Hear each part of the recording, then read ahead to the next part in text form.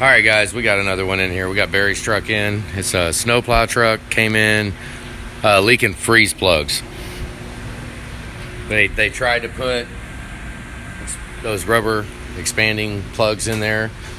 Still leaking. So when it comes to freeze plugs leaking, yeah, that's cab off, engine out. I mean, if we're going to have quality repair, we're going to cab off, engine out. So that's what we're doing. It's freaking, now we got problems. Thank God we're going all the way. We're going to take it apart. Well, we don't know how far yet.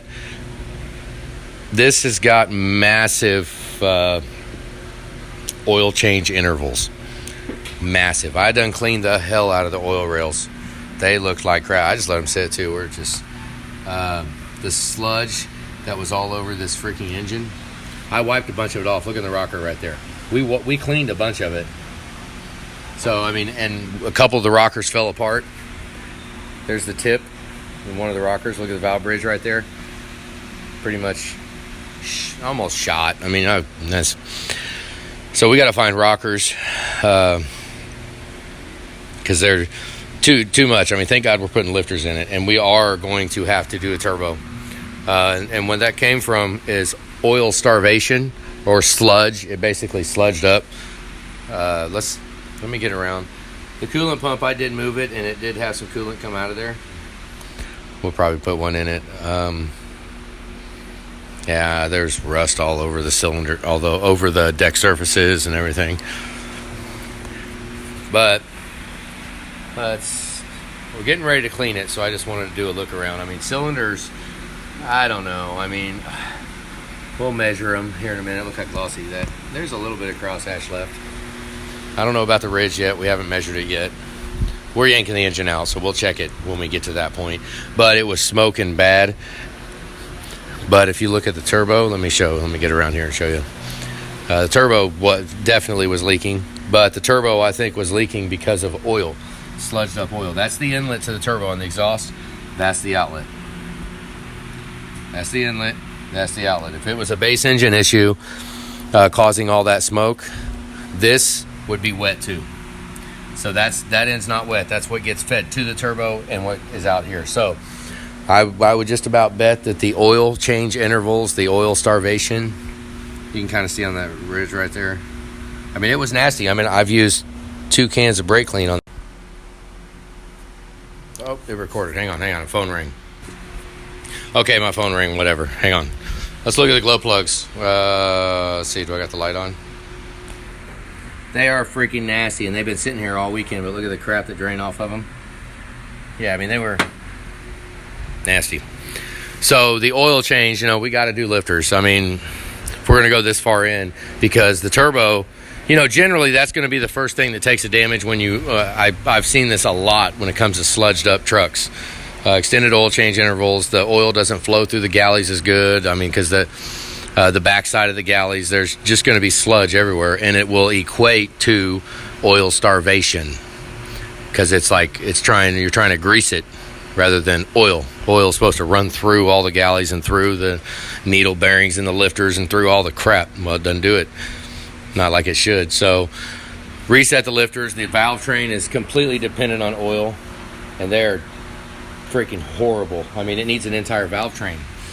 We can't go this long on oil changes. We can't do it. And what I'm concerned with is the smoke, how it was smoking. I mean, that right there's that will tell you really all you need to know. Bad turbo right there. But when it's compounded with oil sludge, we look at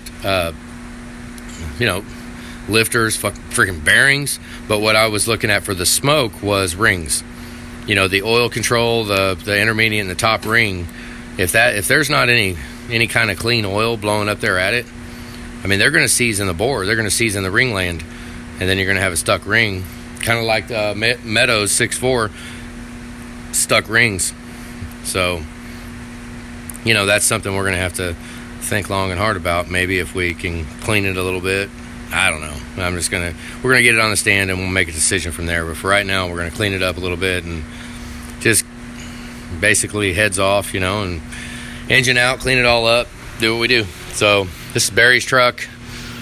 It's going to be kind of a challenge. We don't really want to. We just did an engine for him last year before last, or something like that, and he kind of he doesn't want to spend the amount of money on this truck. He doesn't want to go that far in. He's like, come on, can we not do it? So we're going to try and not. We'll look at the cylinders closer when I clean up all the deck surfaces, because I don't even really bar it over now. We're going to have to shop vac it to get the torque converter nuts loose, because I don't like barring it over with the dirt, because I just let it sit like that, because it's freaking disgusting. I mean, it's disgusting. It's horrible. Maybe we'll see. We'll see how far we go. But other stuff, I'm sure there's a whole bunch of other stuff that we needed to show on here, but we'll get to it. We'll get to it all. He's back there cleaning parts right now. But let's go back and look. Hang on. Gas cleaners are all going. I mean, standpipe was broke. Heads definitely could look a little better. They'll be all right. We'll go through. We got some of them just clean to touch, and then we'll polish them and do all this crap we do. But it didn't have any Freon in it, so that's kind of concerning. We might go ahead and just hang a compressor on the bottom and not even charge it, because he doesn't want us. We need the engine. It's more a snowplow truck. You don't really need the AC, but it's like $170, $200, something like that for a compressor. We'll just hang a compressor on it. That will make it a lot cheaper when he does, when the summertime, when he wants to come in and do the AC kit. It'll be a lot cheaper to go ahead and do that then. So we'll clean the line out, go into the compressor, and just not fill it up. Just let it sit there. We'll change the oil out and put oil in. That way, when it is, because we've been down this road before, and customers will say, oh, I don't care about air. And then they come back when it's 97 degrees outside, and they say, oh. So when he does that, we'll go ahead and we'll have the new compressor hung. And when he wants to allocate some funds to having AC, we'll just put an accumulator and a condenser and clean the lines and the evaporator core and all that. It'll be good. It'll be golden. So, okay, that's AC. I don't know what else. I don't know. There's going to be multiple videos, so we'll just carry on from here. All right, guys, have a good day.